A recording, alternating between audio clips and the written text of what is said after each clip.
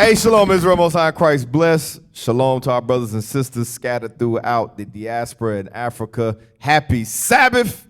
All praises, all praises. Hey, so we're going to get right into it. Put the thumbnail up. Today's class is titled Lucifer, the son of perdition. We're going to go into Lucifer and what the Bible, who the Bible depicts Lucifer as, contrary to what Christianity has taught you. But before we get into that, let's get a little history. Pull up that first book for me called Lost Tribes and Myth. Read that. The Lost Tribes, a Myth. Suggestions towards rewriting Hebrew history. Watch this. Let's go into it. Zooming in? Yeah, turn the reader mic up. Check. Go ahead, zoom. See if you zoom in. We're going to read that part right there, that middle one, the middle one. Matter of fact, you read the part. Read the top one. Start at the top. These facts have a peculiar significance. These facts have a peculiar significance when the presence of Judaism among American Negroes is to be considered. Hundreds of thousands of slaves were brought to America from the Western Africa during the days of the traffic, beginning nearly 400 years ago. How much more of Judaism survived amongst West African Negroes in the earlier time as persecuted communities? I got it over here. As persecuted communities, they were rather more in danger than other Negroes of being raided by war parties and sold as slaves. It may be considered certain that many partial Judaized Negroes were among the slaves brought to America. So it's letting you know it's saying Judaized Negroes were among slaves brought to America. Judaism was among those slaves brought to America. Why is that? Read the next part. On the Cabinda Coast in Portuguese West Africa is an interesting group of Negro Jews. That's why, because they were Jews. That's why Judaism was present amongst those slaves that was brought from the west coast of Africa to America. Why? Because they were Jews. Read on. Known as Mavumba. They are skillful smiths and potters and consequently prosper. Ratzel considers them connected with a colony of Jews expelled from... And those Jews, those Negroes, they called them in West Africa, were linked to a colony of Jews that were expelled from where? From Portugal. From Portugal, read. And settled on San Tome Island. Come on. The Portuguese delivered San Tome in 1471. Finding it very unhealthy, King John II of Portugal in 1484 offered the Jews of his dominion the pleasant alternative of submitting to baptism. So not only biblically do we know biblically we could go through the Bible and prove who we are according to the Bible, that Jews, Israelites are in Africa, but even the scholars know. Get the next one. Which Bishop has brought many of these books out, but it's good to have a little refresher of this history, especially for those scattered throughout Africa, to know that not only does the Bible validate 100%, but even these scholars know. Get that next one, History of the Jews in Spain. Read where it says the Castilian Jews. The Castilian Jews, who from poverty or any other cause had not departed at the limited time, the king ordered should be taken for slaves, according to the terms of their entrance, and distributed them to whoever asked for them. His inhumanity did not cease here. He tore their young children from them and had them baptized. Dang, read on. Being at the time desirous of peopling his newly discovered acquisition on the coast of Africa. It says, this is talking about Spain, his newly discovered acquisitions on the coast of Africa, read. The island of St. Thomas, he sent them to it. Come on. With the new governor, Alvaro de Cominha, so that by being separated from their parents and marrying people in the island, they might become good Christians. So they invaded the west coast. The Inquisition of the west coast of Africa. learn what they taught. They called them. They were Cassian Jews. They referred to them as Jews, and they went to try to enslave them to make them become good Christians. But what is it showing you? That the scholars knew who was there in the west coast of Africa. And it wasn't just the west coast of Africa. Get the next book.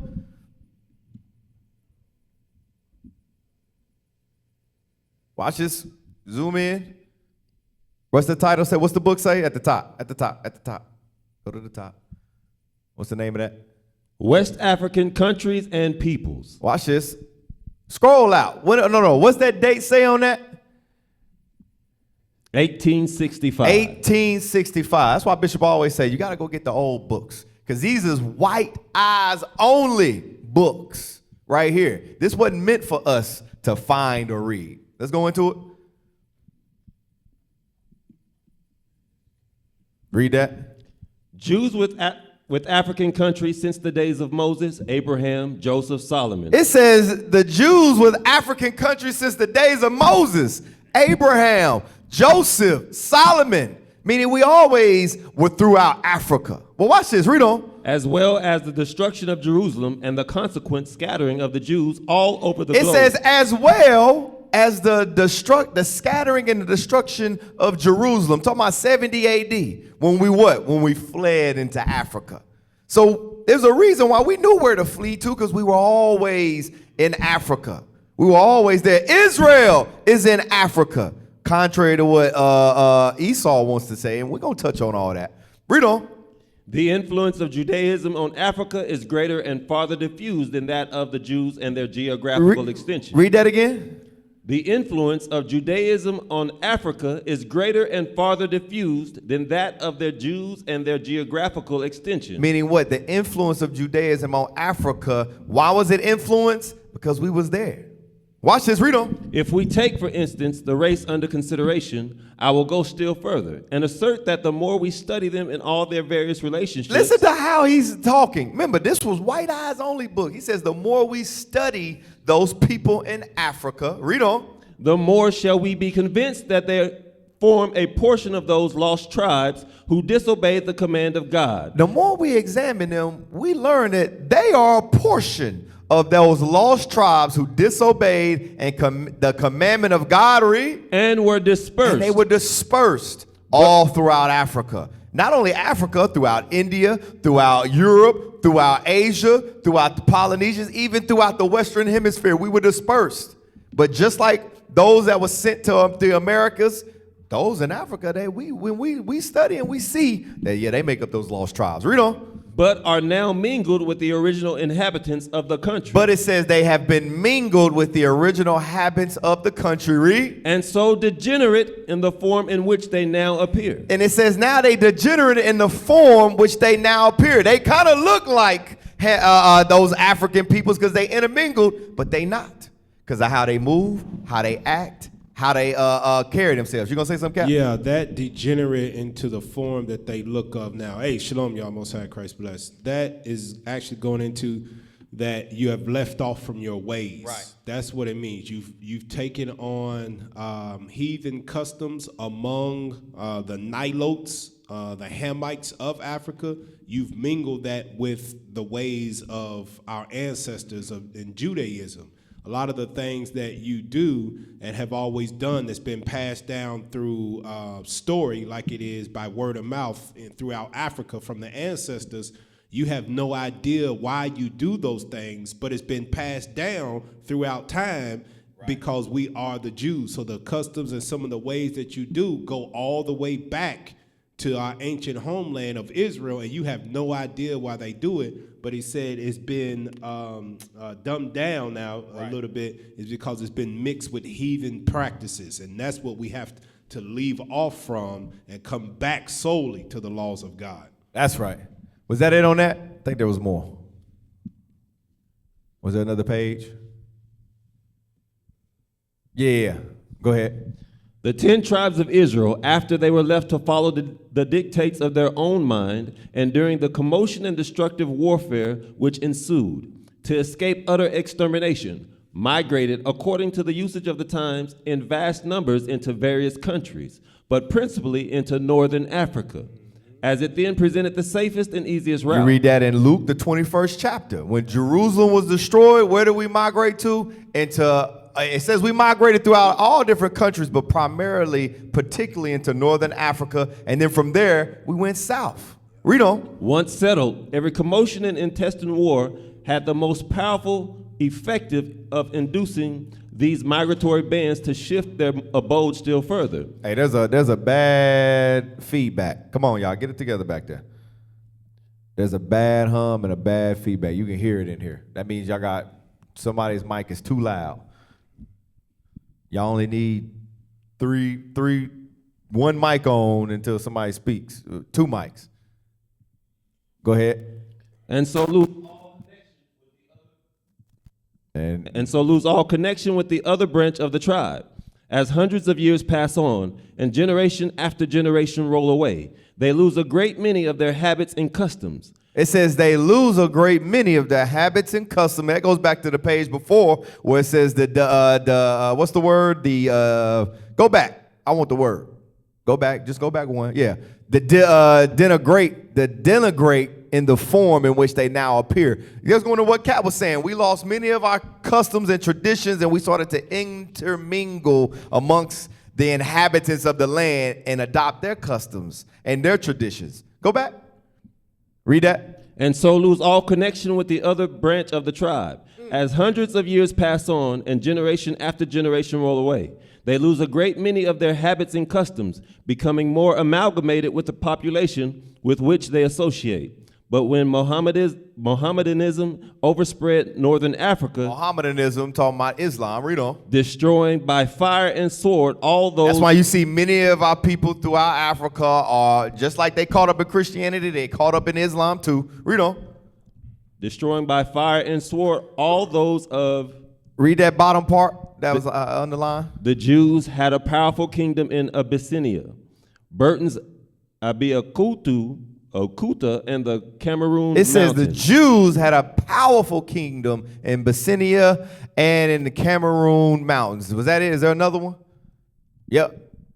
Another Yeah. religion. The Israelitish descendants, or the inhabitants occupying the central portion of Africa. Now it went into the central portion of Africa, and they called them the Israelitish descendants, inhabited and occupied the central portion of Africa. Read. Passed forward, seeking shelter to the south and west. Now, not only did they pass forward, they seek shelter to the south and to the west. Read. Apart, namely those from the east central, crossing the Benue or Joliba branch of the Niger, or Niger, descended gradually southward and became intermingled with the original inhabitants.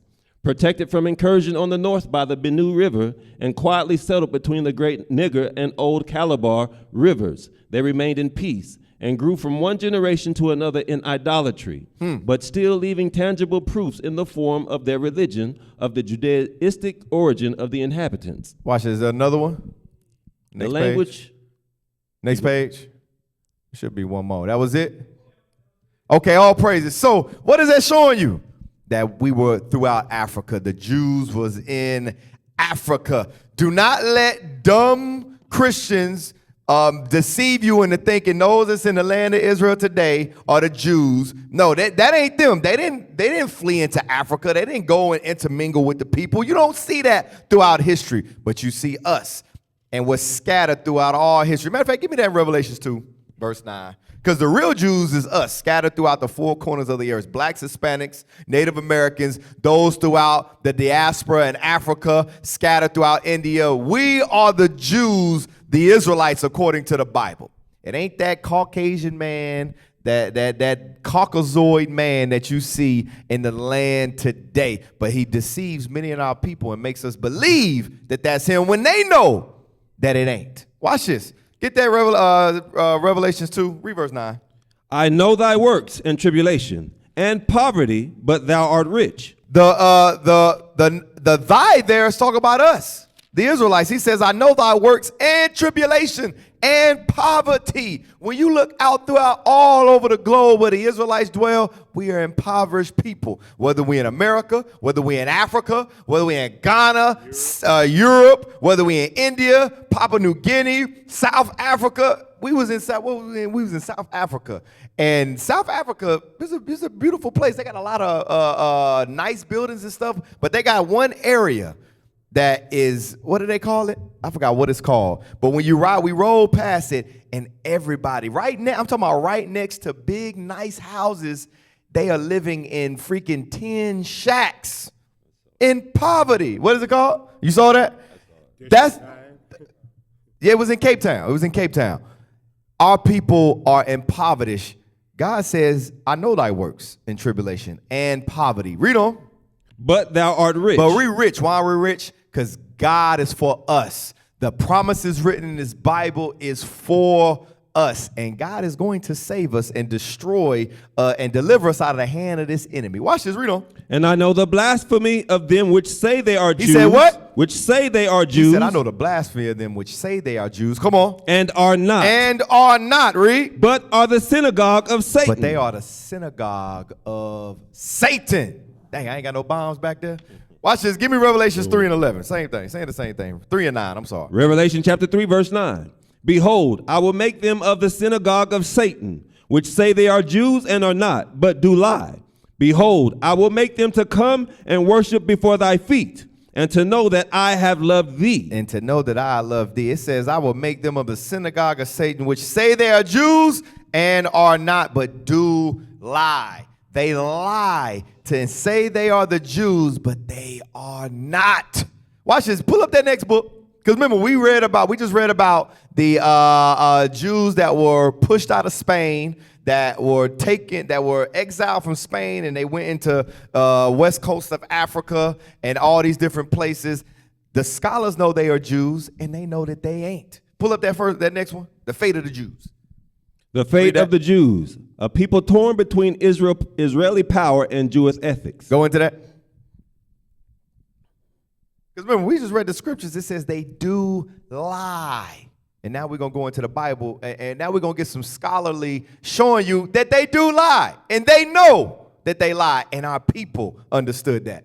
Read that. The Falashas are the black Jews of Ethiopia. Boom, right there. The Falashas are the black Jews of Ethiopia. We were scattered we were all throughout Africa. Watch this, read on. The word means stranger in Amharic? In Aramaic. Read the next part. The Falashas prefer to call themselves Beta Israel, or House of Israel. In a sense, they are the most authentic Jews in the world. The Bible says, it says they are the most authentic Jews in the world. They ain't them Caucasian ones. They are the real ones according to the Bible, and they were melanated people. Watch this, though. Read that next part in the 19th century. In the 19th century, Christian missionaries reported they had found Jews in Ethiopia. So now, you know these Christian missionaries, you know who this was? This was Esau, Amalek. Watch this, read on. In 1867, a French Jewish organization sent a scholar. It says a French Jewish organization, that's Amalek. That's the ones we read in Revelations 2 and 9, the ones we read in Revelations 3 and 9, and also who we going to touch on in depth as we continue in the class. That's son of perdition. Read on. Sent a scholar, Joseph Halevi, to find them. So just like you had in America, with the Native Americans, many of these organizations and these leaders, these Edomite leaders, would send certain scholars. They would send certain people amongst us to figure out who we are. That's the same thing you hear here in Ethiopia. It says they sent a French Jewish organization sent a scholar, Joseph Halevi, to find them. Watch this, read. When Halevi reached a Falasha village, the men assumed he wanted to buy a knife or a sword and told him the instruments they made were not fine enough for a European. So when he showed up, they didn't say, oh, hey, it's a Jew. It's a Jewish. They said, oh, you must be here to buy a sword or a knife, but you know, our stuff ain't good for a European. They seen him and they referred to him as a European. Watch this, read. I am not only a European, said Halevi. So now watch this. He says, I'm not only a European. I ain't only a white man. Read. I am like you, an Israelite. He said, I'm like you, an Israelite. Watch this, read. I also am a Falasha. I acknowledge no other law than the law of Sinai.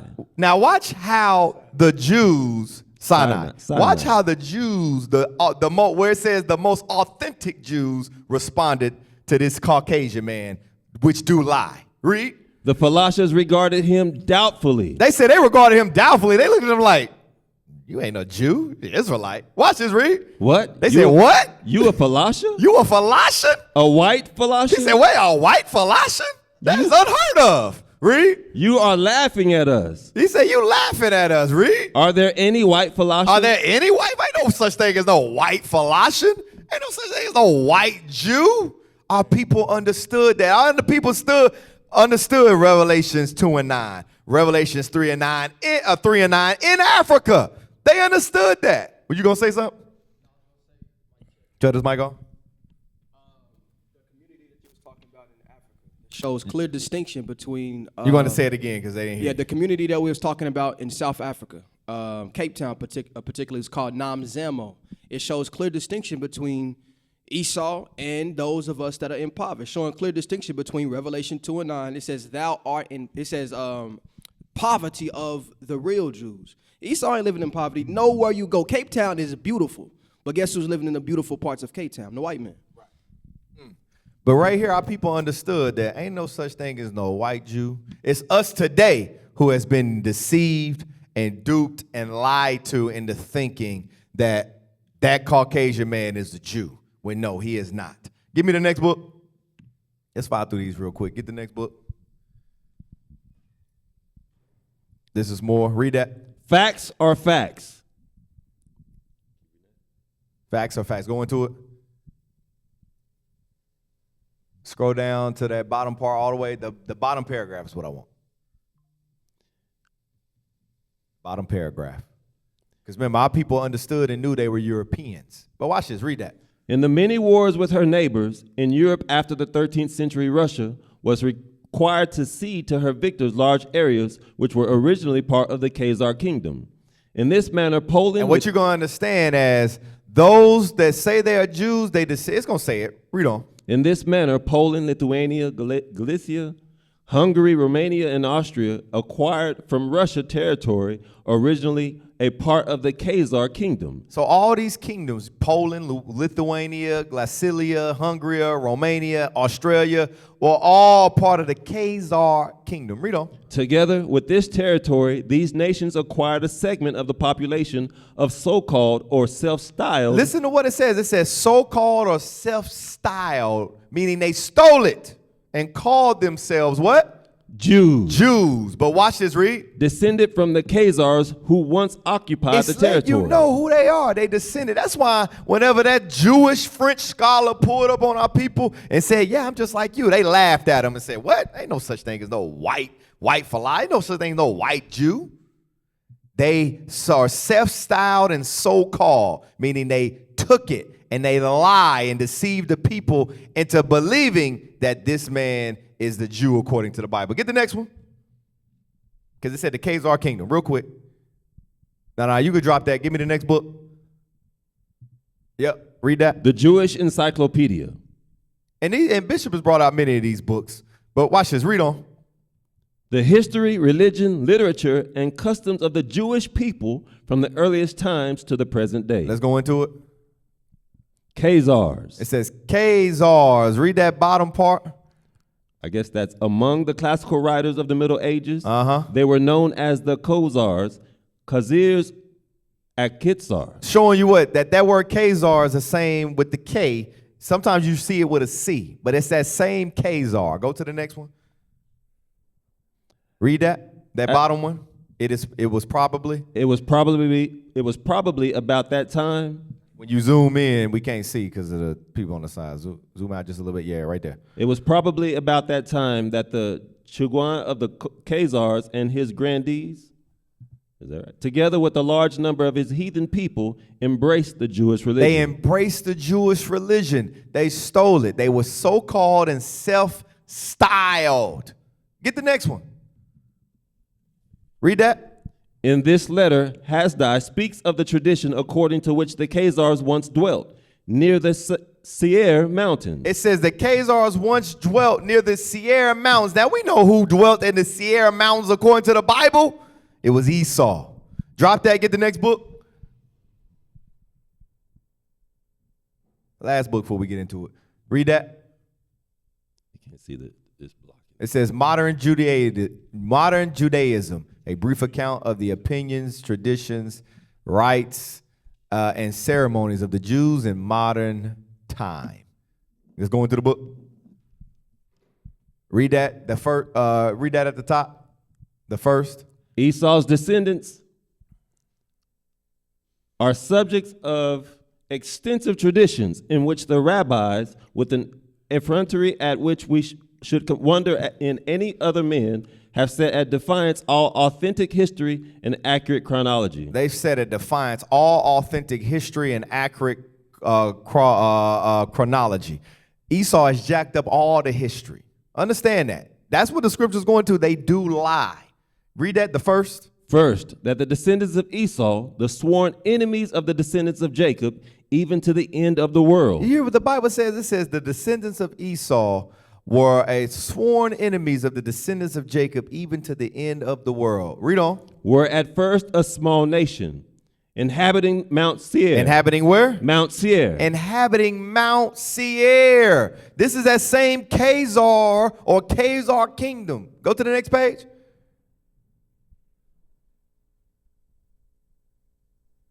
Read that. Yeah, right there, the middle part. That this is foretold by the prophets in all their denunciations of the severest plagues against the house of Esau, the cities of Edom and Mount Seir, which all belong to Rome and the Christians. Which all belong to who? To Rome and the Christians. So the cities of Edom, Mount Seir, they the Rome and the Christians. Understand this, the scholars know who the Jews are and that they ain't the Jews. They understand that they are that son of perdition. They understand fully who they are according to the Bible. They just want you to not understand and know. They want you to be deceived and in the dark. Give me that Wisdom of Solomon 2:16. Watch what else what the Bible calls them.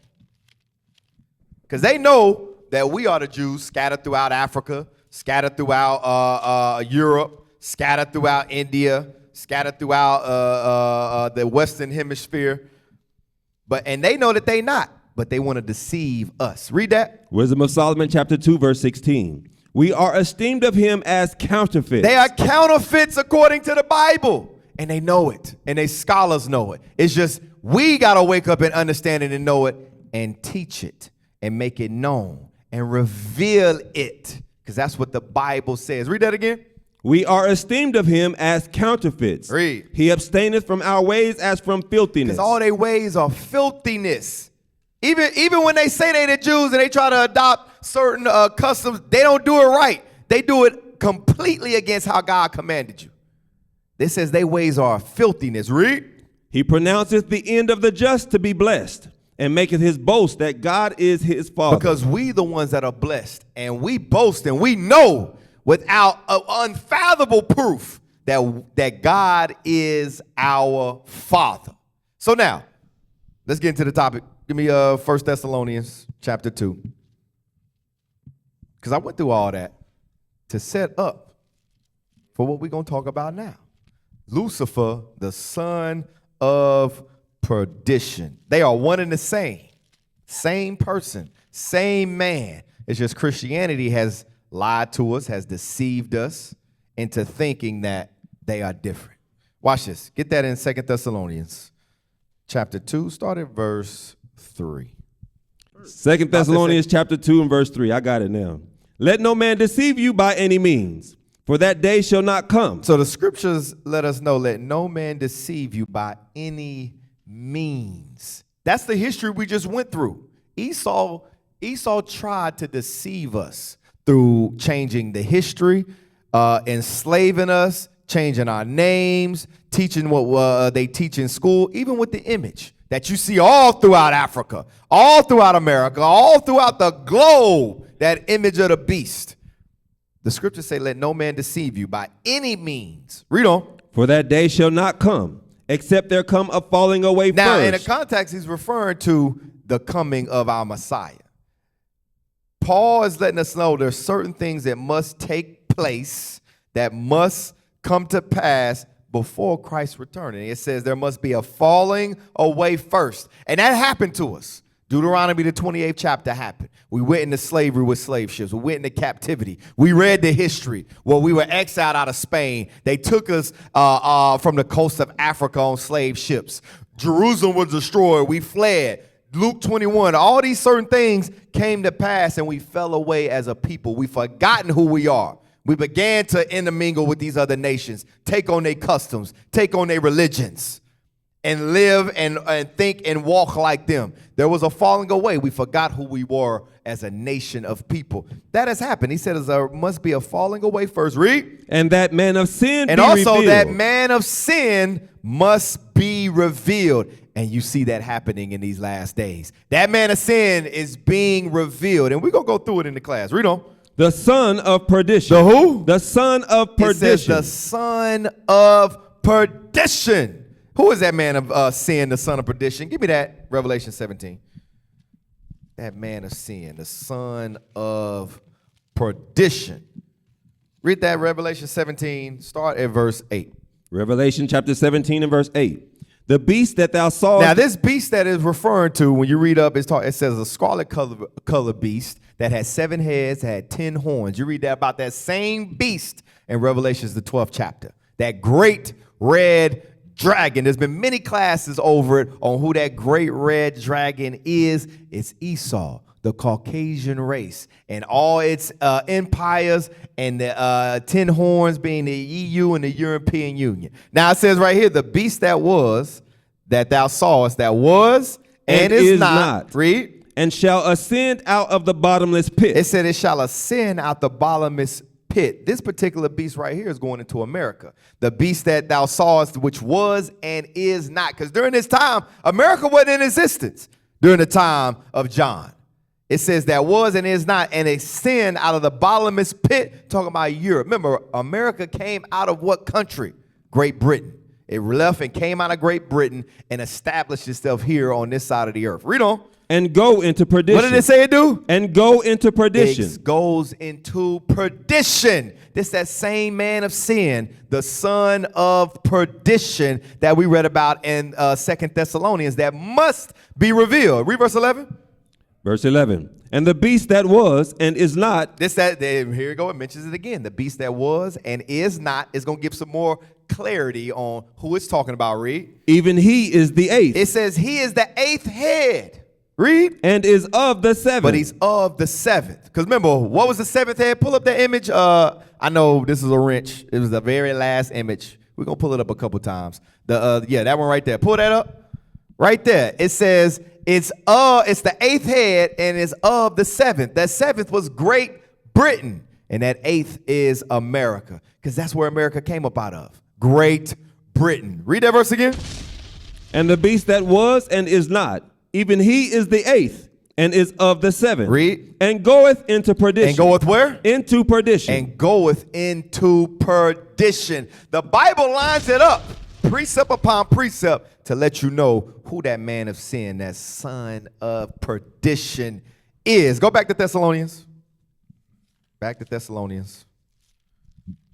Read that verse again. 2 Thessalonians chapter 2, verse 3. Let no man deceive you by any means. For that day shall not come, except there come a falling away first, and that man of sin be revealed, the son of perdition. The son of perdition, who is Esau according to a Bible. America must be revealed to be that great whore, that devil the Bible speaks of. Read on. Who opposeth and exalteth himself above all that is called God. Because you see that. It opposes and exalts itself above all that is called God. Christianity opposes and exalts itself above all that is called God. God is a Caucasian. The image of the beast, Christ, is a Caucasian. The people of God are Caucasians. The angels, everything you see is a Caucasian when it deals with the Bible. It says opposes and exalts itself above all that is called God and that is worshipped. Read. So that he as God sitteth in the temple of God. Come on. Showing himself that he is God. He sitteth in the temple of God. We the Jews. We the people of the Bible. And it says, and showeth himself that he is God. This is that man of sin, that son of perdition, Esau, America, according to the Bible. And what you're going to come and find out, this same man is that same man you read about in Isaiah the 14th chapter. The Bible in Isaiah in the 14th chapter just called him Lucifer. So now, let's get it. Let's get that Isaiah 14 and verse 12. Because I know Christianity has taught us that Lucifer, according to the Bible, this was the name of the spiritual demon Satan. And I know many of us that was in the Christian church under that false religion thought the same thing. Lucifer, that's Satan. That's a spiritual demon and power of Satan. His name is Lucifer. Well, we're going to see according to the Bible if that's the case. Or is it the same man we read about in 2 Thessalonians that must be revealed, that son of perdition? So who is Lucifer? Let's read it. Isaiah 14:12. How art thou fallen from heaven, O Lucifer, son of the morning? How art thou cut down to the ground, which didst weaken the nation? So right here, this is the only account you read throughout the Bible where the name Lucifer is used. You don't read it nowhere else throughout the Bible in regards to Satan, in regards to the devil. You read it here in Isaiah the 14th chapter in the 12th verse, where the context of what it's talking about, it refers to this particular which we know who it is according to the Bible, but it uses the term Lucifer. Now watch this. I want to show you something that the scholars understand. Pull up that article on who is Lucifer. Pull up that article. What you gonna find out? Remember, they say you want to hide something from a black person, where you put it at? In a book. The scholars even know, just like they know that we the Jews, just like they know they ain't the Jews, they understand and know the term Lucifer. Read that top part and we're going to scroll down. Hebrew and you with Lee M. Fields. When did Lucifer become a name equivalent to Satan? Understand this. Prior to, during the time of our forefathers, during the time when Isaiah was written, and after, the name Lucifer was not equated or attached to the name Satan. Put that back up. Put that back up. So this man named Lee M. Fields, because I can see it now, the urban apologetics. Oh, that's not a credible source. Scroll all the way down to the bottom. Let's get his credentials. Let's see. Let's see. Come on, scroll. Scroll all the way down to the scroll. Thank you. Right there. Lee Fields. Read that. Lee M. Fields writes about the biblical Hebrew language, exegesis, Hebrew translation, and related topics. He is a trained Hebrew scholar. He is a what? A trained Hebrew scholar. So this is a trained Hebrew scholar, with a PhD from Hebrew Union College. He got a PhD from Hebrew Union College, trained in Hebrew scholarship. Read. And is professor of Bible and theological. Not only that, he's a professor of Bible and theology. Read. At Mid-Atlantic Christian University. At Mid-Atlantic Christian University. So, according to urban apologetics, according to Christianity, he has, I guess you would say, the credentials to know what he's talking about, according to you, according to the world. Pull that back up. Top tier. Scroll up, scroll up, scroll up, scroll up. Stop, scroll down. Right there. Read that bottom part.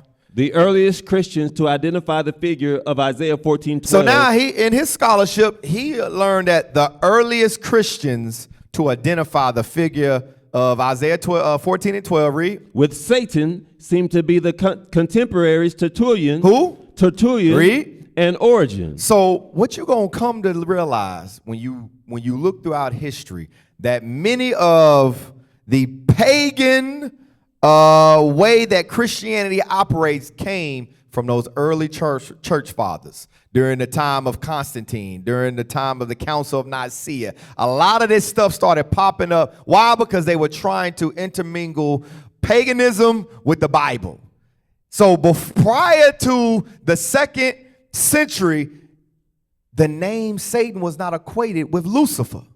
It says the earliest Christians identify the figure 14:12, with Satan seemed to be contemporaries to Tertullian and Organ. Read on, or Origin. Read on. Tertullian, in his Against Marcion, quotes Isaiah 14:13-14, and applies it to the devil. And applies it to the devil. Prior to that, it wasn't used like that. Now scroll down to the conclusion, the short answer. Now, after all his research and all his study, this is what he came to a conclusion with. Read. Isaiah 14:12 simply does not give any factual information about the history of Satan. And it ain't no factual information about the history of Satan or correlation to Satan.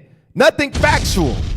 Read on. 1. Isaiah's context is about the fall of the king He of said, Babylon. and on top of that, it ain't even, it's talking about in context, is referring to the fall of the king of Babylon, which in context, it is. But it ain't the Babylon king that they think. Read on. Kings were often referred to as stars. Isaiah 14:12 would be describing the fall of the greatest, in some sense, one. Now, he said that was the first point as to why there's no any factual information given to in history to link it to Satan. Read on. Second, Lucifer was not originally a name for Satan. It says Lucifer was not originally a name for Satan. That's why you only see it once throughout the Bible. When God is talking about Satan, you see the name what? Satan. Read on. But referred to Venus. Third, it was only later that Christians, perhaps following some writings of Old Testament pseudepigrapha, which were sometimes heavily steeped in speculative stories about angels. Talking about writings of Old Testament. Read that word again. You did a good job at it. Pseudepigrapha. Pseudepigrapha. Look that word up real quick. That ain't a normal Negro word. Let's look that word up. Just highlight it. Look it up. Pseudepigrapha. Just copy it. Put it in there. Pseudepigrapha. There. I'm black. Pseudepigrapha meaning. Yep, right there. Put that up. Pseudepigrapha. Spurious or pseudonymous. Come on. Pseudonymous writings, especially Jewish writings, ascribed to various biblical patriarchs or prophets, but composed within approximately 200 years of the birth of Jesus Christ. So it had nothing to do with the Bible. These were writings that were composed 200 years later. Composed by who? Those early church fathers. And as you read on in time, Esau intermingled and took that and pushed that into Christianity with what you see today. That's what it's talking about. It didn't derive from the Bible. Go back to the article right there. Writings of Old Testament pseudepigrapha, which were sometimes heavily Meaning writings 200 years after Christ, way after Christ had already died. Read. which were sometimes heavily steeped in speculative stories about angels. It says these writings was heavily steeped in speculative, meaning it ain't factual. You can't confirm it. Was heavily steeped in speculative stories, read. Made this identification. That's where they got it from. That's where they made the identification. But the source was nowhere they found nowhere in the Bible. No source to equate Lucifer with Satan was founded on the Bible. It was all speculation and made up stories. Years after Christ had already died. During the 2nd century, during those early church fathers. And those same early church fathers were the ones that brought in Christmas, that was one that brought in Easter celebration and all these pagan holidays you see, Trinitarian, all these different doctrines that you see in Christianity today. Guess what? They brought the term Lucifer too. Read on. The name Lucifer, then, meaning light bearer, is quite appropriate for Christians and their task of bringing the light of the gospel to the world. Jesus himself, the ultimate light bearer, is called the morning star and bright morning star. Read on. In Revelations 2:28, 22:16, respectively. Another term for the planet Venus, of course, given the historic identification of Lucifer as the name for Satan, this meaning would be completely lost. It says, today. of course, given the historical identification of Lucifer as the name for Satan, read. This meaning would be completely lost today. Meaning nobody understands that today. Everyone has been duped and deceived in believing that this Lucifer right here is talking about the spiritual demon Satan. So guess what? When you read that, guess what you equate? All of Isaiah 14 is talking about the spiritual demon Satan. This ain't talking about a man or a kingdom or a nation. It's talking about Satan. Well, let's get the understanding. Let's go back to Isaiah 14. This time, let's start at verse 1. Let's go through it. Isaiah I want to start at verse 1 because I like verse 1. Read that. Isaiah chapter 14, verse 1. For the Lord will have mercy on Jacob, and will yet choose Israel, and set them in their own land. And the strangers shall be joined with them, and they shall cleave to the house of Jacob. Now, the context of Isaiah 14 and 1, you see, it's talking about in those last days, because this hasn't happened yet. We ain't set back in our homeland. We are still scattered throughout the four corners of the earth. So this is letting you know what? This is for a future time. This wasn't during the time of Isaiah. And as we go on, we're going to touch that more. But he says, I will have mercy on Jacob, and I will yet choose Israel and set them in their own land. Understand this. The Lord is going to choose us and set us in our land. It's just there's certain things that have to happen before then. Read on. Verse 2. And the people shall take them and bring them to their place. It says, and the people shall take them. The people is talking about Israel shall take who? All these other nations. And bring them to their place. Read. And the house of Israel shall possess them in the land of the Lord for servants and handmaids. So now it says, and bring them to their place. Get that in Deuteronomy 32, verse 8, real quick. What does that mean? And bring them to their place. And the people, Israel, shall take them. Talking about those strangers that shall join with us after that destruction happens. It says, and bring them and take them to their place. Read that. Deuteronomy chapter 32, verse 8. When the Most High divided to the nations their inheritance, when he separated the sons of Adam, he set the bounds of the people according to the number of the children of Israel. That's to take them to their place right there. God set the bounds of the people. Every nation on the earth has a particular place where God set them on this earth. Guess what? They going back to that. To hell with what Esau has made up and all the imaginary lines that Esau has drawn on his maps. That's where he think he God. He think I got the power to put people where I want to put them, to make lines the way I want to make them. Remember, we read in the book, Esau has confused all the nations and confused the history to where you don't know who's who and what's what. God said, no. They're going to bring them and put them in their place. Read that verse again. When the Most High divided to the nations their inheritance, when he separated the sons of Adam, he set the bounds of the people according to the number of the children of Israel. He set the bounds to the people according to us, according to the number of the children of Israel. Read. For the Lord's portion is his people. Because the Lord's portion is his people. God's people are the Israelites. Read on. Jacob is the lot of his inheritance. And Jacob is the lot of his inheritance. He gave us the land and then set everybody else's land after he gave the children his land. That's the same thing Christ said when you read in Matthew 15. He said, shall I cast the bread to dogs? Shall I take the children's bread and cast it to dogs? It's always been about Israel. Israel first. And all the other nations come after. But that's to bring them to their place. Everyone's going to be in that day, going to be set back where God set their bounds, their geographical locations where they are supposed to be. Esau's supposed to be over here. Moab supposed to be over here. Ammon over there. Ham over here. So let's go back. You got something?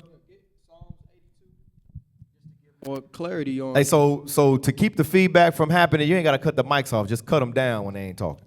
To give more clarity on what you said, Cap, regarding Isaiah 14 and how the nations not being in their proper place. Watch this. Psalms 82, verse 5. Psalm 82, verse 5. They know not. Since Esau has been in power, the real Jew is not in their land. All nations are not where they should be, according to Isaiah 14. Watch this. Psalms 82, verse 5.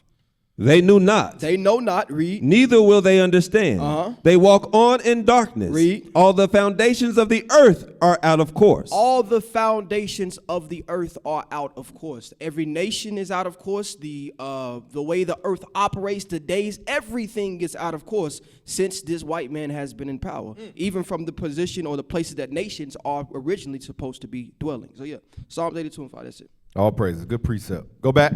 Isaiah chapter 14, verse 2. And the people shall take them and bring them to their place.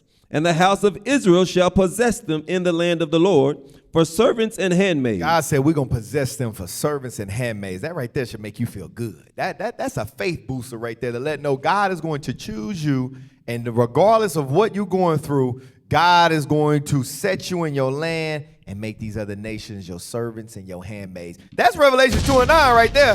For thou art rich. Read on.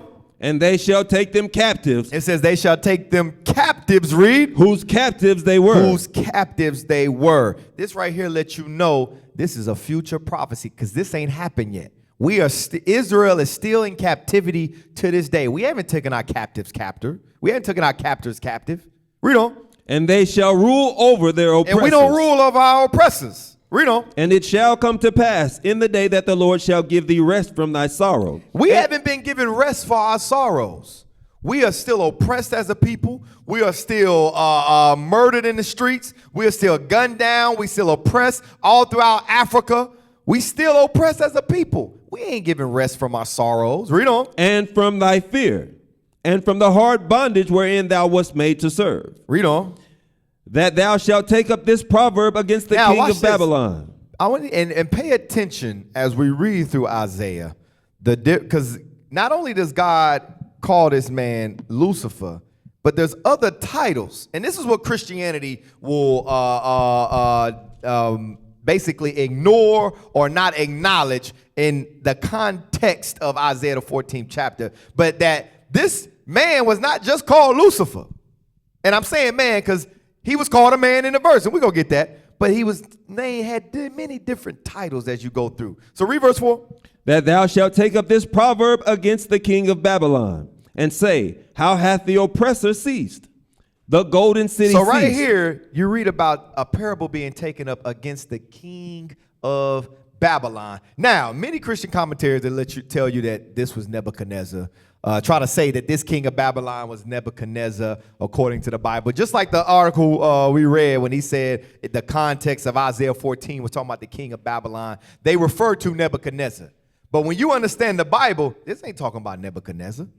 Because verse 1 and 2 hadn't happened yet. Verse 3 hadn't happened yet. So this is talking about a different king of Babylon. Prophetically, a king of Babylon. Get that in Psalms 137. Read verses 7 and 9. Psalms chapter 137. So it gives the first name, the king of Babylon. Who is this king of Babylon? Who was also called Lucifer. Read that. Psalm 137 and verse, you said verse 7. Yeah, verse 7. Remember, O Lord, the children of Edom. Come on. In the day of Jerusalem. It says, remember, O Lord, the children of Edom. Read. Who said, race it, race it. Because Edom said, raise it, burn it, burn it. Esau has always been there when it comes to the destruction of us. He has had a perpetual hatred for us. During the time of Babylon, he was right there burning down the temple. Let's prove it. Get that. 1 Ezra 4:45. Just real quick. Real quick. It says, because Esau said, raise it, raise it. Read that. Burn it, burn it. 1 Ezra chapter 4, verse 45. Read that. 1 Ezra chapter 4, verse 45. Come on. Thou also hast vowed to build up the temple, which the Edomites burned when Judea was made desolate by the Chaldees. During the time of Babylon, Esau was right there and burned the temple. So that's what we're seeing in Isaiah 30, Psalms 137 and verse 7. Esau has always been there. Go back.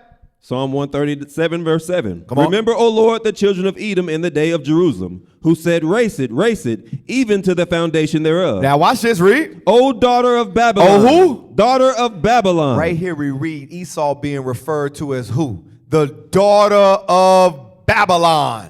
Read on. Who ought to be destroyed. Who ought to be destroyed. Watch this. Let's get another one. Go back to Revelation 17. We went there earlier, but let's start up in the chapter. Revelation 17. Start at verse 1. Revelation chapter 17. Because remember we read earlier in Revelation 17, it talked about that eighth head, which is of the seven, which goeth into perdition. Watch what else it called that eighth head. Read on. Verse 1. And there came one of the seven angels which had the seven vials. Come on. And talked with me, saying unto me, come hither, I will show unto thee the judgment of the great whore. It says the judgment of who? The great whore. The great whore. Read. That sitteth upon many waters. Why is it called the great whore that sitteth upon many waters? Because America is in all nations on the earth. Pull up that image right there. This is that great whore that sitteth upon many waters. Pull up that image.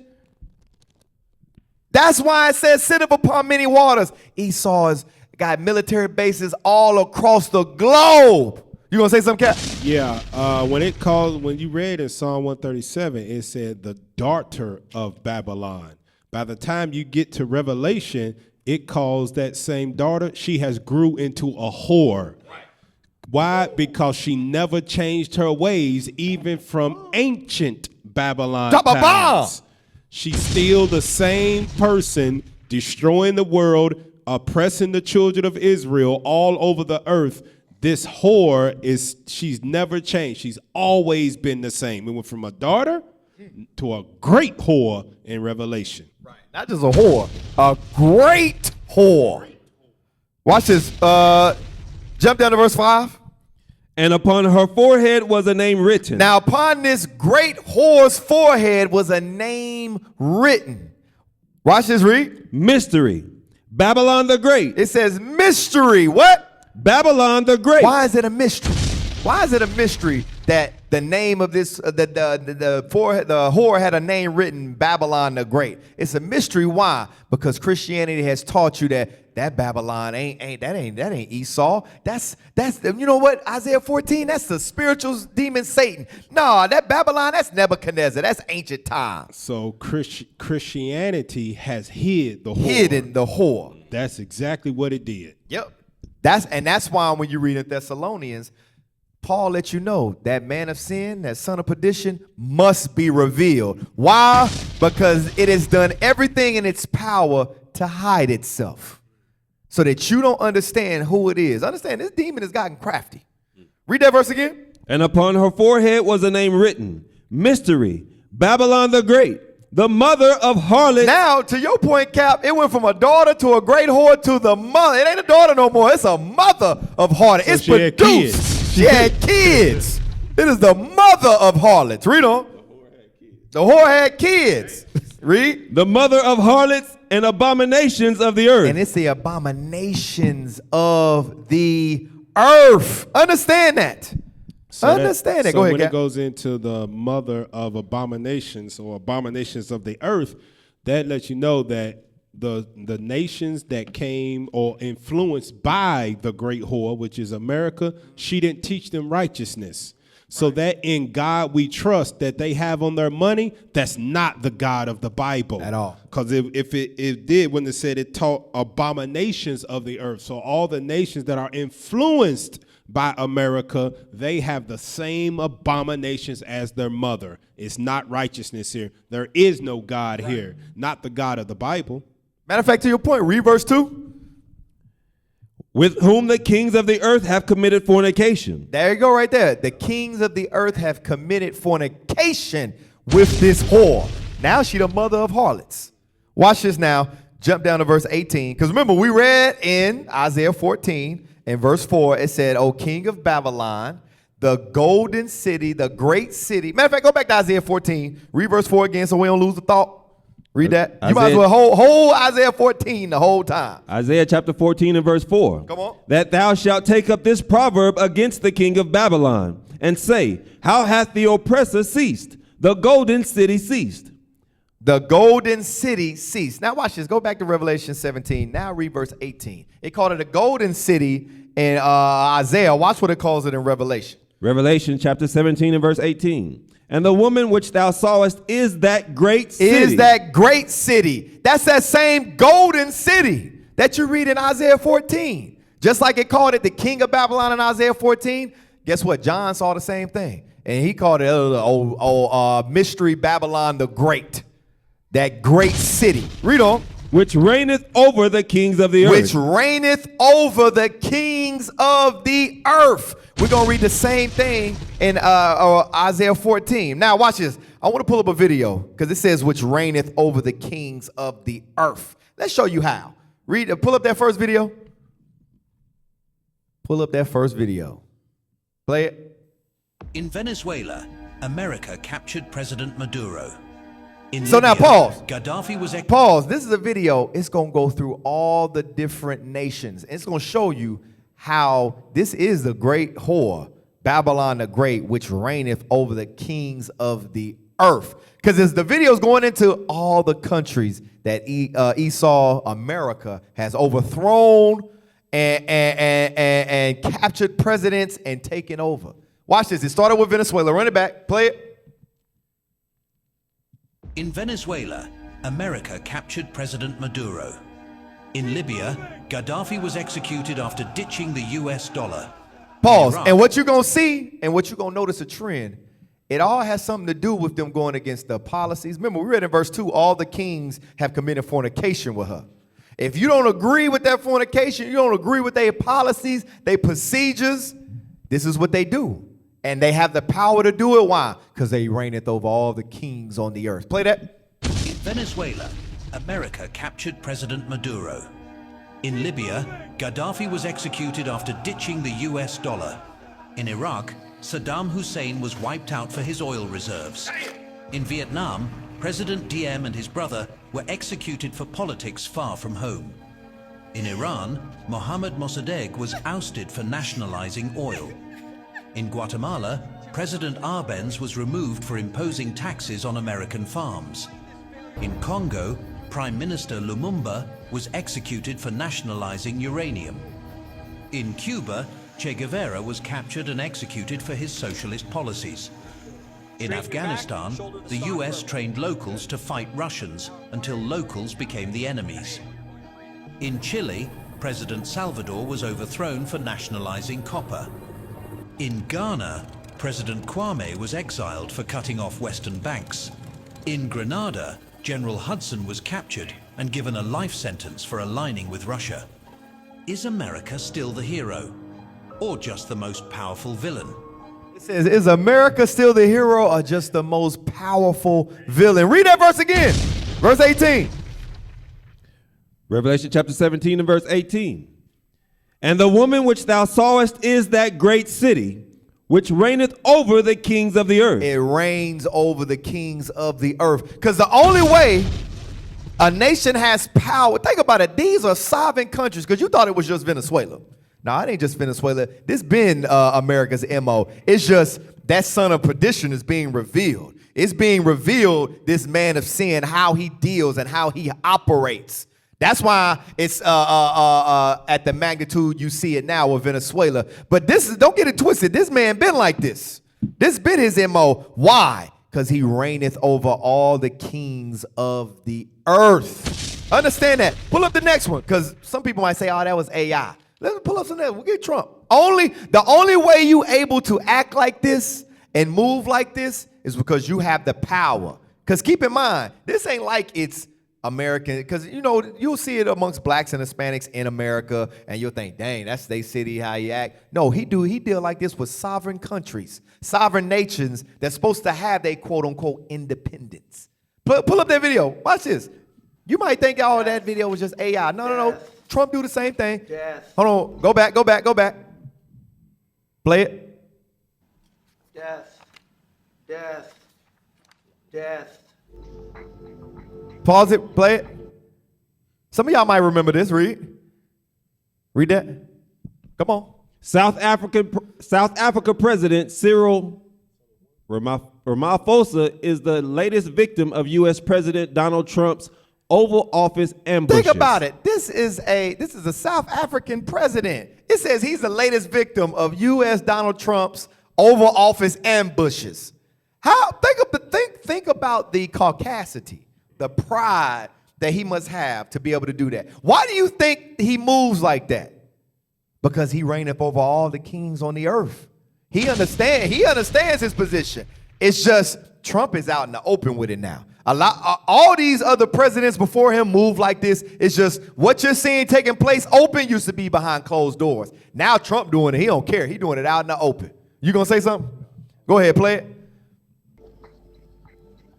Those people were all killed.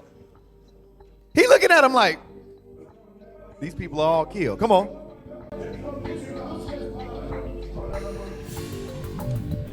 We have many people that feel they're being persecuted and they're coming to the United States. So we take from many locations if we feel there's persecution or genocide going on. It says the president question. Watch this. That is, Mr. President. So he looking, he like, I'd like to. hold on, pause. He said, hey, they told you where that is? Trump said no. Watch this, watch what he said. Because this I've never seen. He said, because I live there and I ain't never seen this before. But because Trump feel like, you know what? It happened to me. It happened because I said it happened. These is Caucasians that it's happened to. You know what? It happened because I said it happened. How's he able to do that? Because he reigneth over all the kings of the earth. The point of this is to show you that the Bible is a true book. Because this is supposed to be a sovereign nation, another president talking to another sovereign nation president. But Trump is moving like what? No, I'm over you. I run you. Pull up the next one. The White House now, we're going to look at the whole situation that's going on in Iran. Talking about the situation in Really Iran. bad stuff.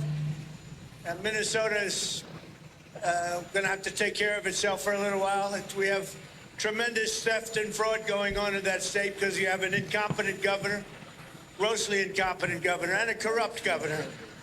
But we'll straighten that out. But Iran is on my mind when I see the kind of death that is happening over there, we think. So we're going to get some accurate numbers. I'll have it in about 20 minutes.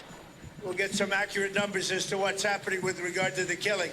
The killing looks like it's significant, but we don't know yet for certain. I'll know within 20 minutes. So Jump ahead. The other timestamp, 3 minutes or something. Watch what he says.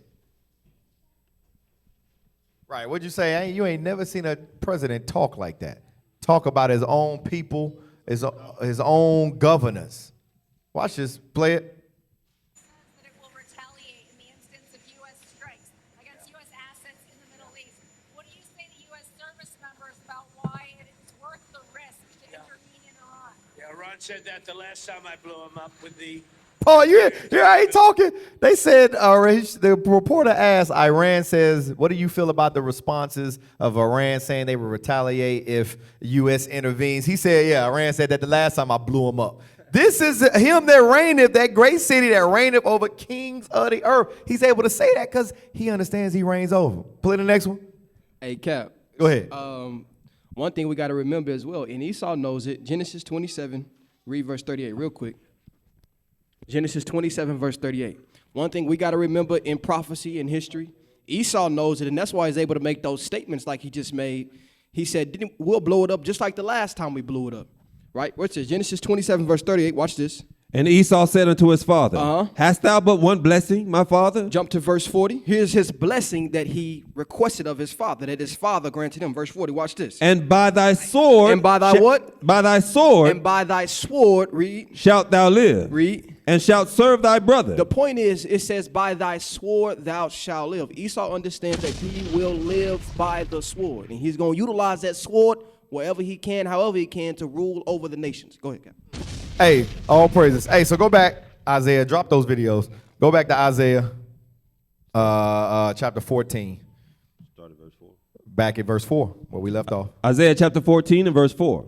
That thou shalt take up this proverb against the king of Babylon and say. So this king of Babylon right here, we see that it's clear. It's talking about Esau, America, according to the Bible. Read on. How hath the oppressor ceased? How hath the oppressor ceased? Because this is a future prophecy. Because right now, it's the oppressor. It's oppressing blacks, Hispanics, Israelites scattered throughout the four corners of the earth. Also, it's oppressing other nations. Read on. The golden city ceased. The golden city ceased. Watch this, read. The Lord hath broken the staff of the wicked. Now, it calls it another name. It changed the name. It says, the Lord hath broken the staff of the wicked. It called it the wicked. Give me that and go back to 2 Thessalonians 2. Read verse 8. What you're going to see is all the prophets seeing the same thing. And they use some of the same words to help you connect the dots of who the Bible is talking about, to reveal this son of perdition. Go back. 2 Thessalonians 2, verse 8. And then shall that wicked be revealed. Then shall what? That wicked be revealed. Paul called it the same thing. Called this man the same thing. The wicked. It says, then shall that wicked be revealed. This is that same wicked we're reading in Isaiah the 14th chapter. The staff of the wicked. Give me that and Malachi 1. Some more on that wicked. Malachi chapter 1. Start at verse 1. Malachi chapter 1 and verse 1. Come The on. burden of the word of the Lord to Israel by Malachi. I have loved you, saith the Lord. Yet ye say, wherein hast thou loved God them? has loved us. God has loved the Israelites. Read on. Was not Esau Jacob's brother? Was not Esau Jacob's brother? Read. Saith the Lord, yet I loved Jacob, and I hated Esau, God hated Esau to this day.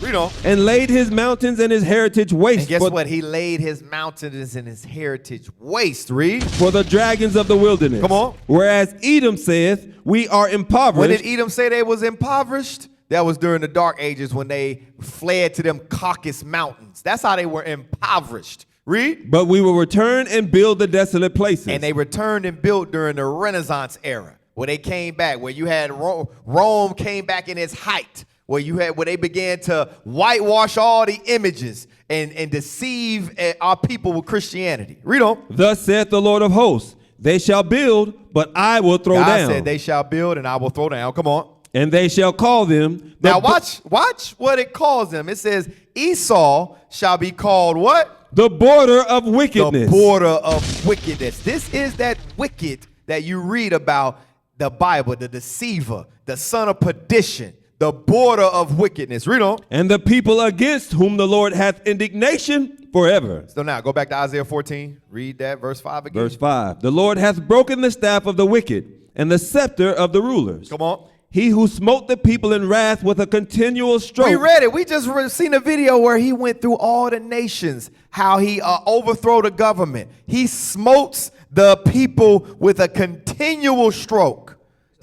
He said, He said, listen, they said that the last time I blew him up. How you gonna feel how Iran retaliate? He said, yeah, they said that the last time I blew him up. They ain't do nothing. There was another video I wanted to watch where Trump basically, he was talking to reporters. They said, so what do you feel about Iran and are you gonna intervene? He said, they stopped killing people, so I ain't gonna intervene. He said, did the nations convince you? He said, no, ain't nobody convinced me. I convinced myself. They rule, I'm telling you, they rule over these nations with a continual stroke. Read on. He that ruled the nations in anger is persecuted, and none hindereth. This Bible is going into what you're reading in Isaiah, the 14th chapter, is that fall of Babylon, that destruction of the son of perdition. It says, he that smote the people with wrath with a continual stroke, he that ruled the nation in anger is persecuted, and none hindered. Ain't gonna be nobody to help Babylon in that day. None hindereth. Read on. The whole earth is at rest and it is says quiet. The whole earth is at rest and is quiet whenever that man is now not in rulership. Read on. They break forth into singing. Yea, the fir trees rejoice at thee, and the cedars of Lebanon, saying, since thou art laid down, no feller is come up against us. The cedars of Lebanon is going into the people. The people rejoice. Give me that in Proverbs 29 real quick, because it's still going into that staff of the wicked. Give me that in Proverbs 29,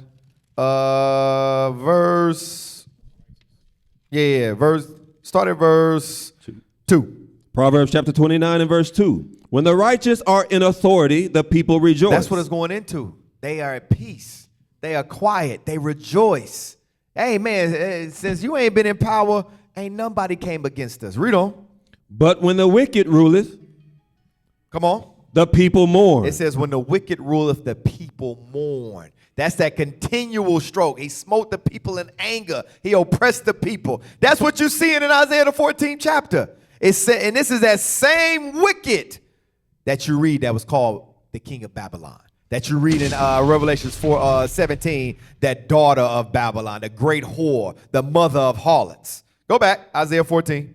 Isaiah chapter 14 and verse 7. Come on. The whole earth is at rest and is quiet. They break forth into singing. Yea, the fir trees rejoice at thee, and the cedars of Lebanon, saying, since thou art laid down, no feller is come up against us. Come on. Hell from beneath is moved for thee to meet thee at thy coming. It says hell from beneath thee is moved to meet thee at thy coming. Come on. It stirreth up the dead for thee, even all the chief ones of the earth. Now we're going to come back to verse 9 later on about that stirring up the dead for thee, even all the chief ones of the earth. Read on. It hath raised up from their thrones all the kings of the nations. Read on. All they shall speak and say unto thee, art thou also become weak as we? Think about it. This didn't happen during the time of Babylon. Wasn't nobody looking at Nebuchadnezzar. Hey, well, no nation was looking at Nebuchadnezzar. Hey, has thou become weak as we? That didn't happen. This is talking about Babylon the Great, the daughter of Babylon, America. It says all these nations are going to say, think about it. The video we just read, where they went through all these nations, destroying them. They ruling with a continual stroke. Talking about, yeah, that ain't what they said when we bombed them last time. Now he want to take Greenland and all and things of that nature. All these nations are going to look in that day and say, dang, are you become weak as we? Read on. Art thou become like unto us? Come on. Thy pomp is brought down to the grave. It says, thy pomp is brought down to the grave. We just watched the pomp that this nation has. I want to play another video. Jump down to, pull it up. The United States proved once again that we have the most powerful, most lethal, most sophisticated, and most fearsome. It's a fearsome military on planet Earth, and it's not even close. You know, I've been saying it for a long time. Nobody can take us. Nobody. We don't. That's want it. pomp. He said nobody can take us. Nobody can deal with us. Go read that verse again. Verse 11. Thy pomp is brought down to the grave. It says thy pomp is brought down to the grave. And he right. Can't none of these other nations take him. That's why God got to come back and destroy this man. Destroy this Edomite man. Destroy America, Babylon. That's what you read in Romans, the 9th chapter. Just for the same cause have I raised thee up, just like Pharaoh, so that my power can be shown throughout the earth. It says thy pomp is brought down to the grave, read. And the noise of thy vials, the worm is spread under thee, and the worms cover thee. Watch this, read. How art thou fallen from heaven, O Now, Lucifer? this is the same context. Now it calls this king of Babylon, the wicked, what? Lucifer. It says, how hast thou fallen from heaven, O Lucifer? That heaven right there is talking about rulership. Rulership. Read on. O Lucifer, son of the morning, how art thou cut down to the ground? Now, at this point, you should understand who Lucifer is according to the Bible. You should have a clear understanding that, yeah, this ain't talking about Satan, the spiritual demon. This is talking about Esau. This is talking about America. But watch this, just in case you still was confused. Let's read on.